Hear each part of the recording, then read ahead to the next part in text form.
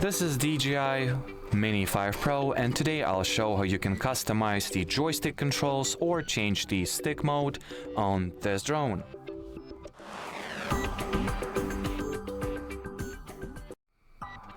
So in the beginning, make sure that everything is switched on, the aircraft is connected to the RC, and you are in the fly mode or fly interface. Now launch settings, select the control category at the very top, scroll down, and look for the stick mode selection. Open this page, and now you can switch between stick mode 1, mode 2, mode 3, or an entirely custom joystick mode, which allows you to configure the movement, configure the controls of your drone however you like them to be.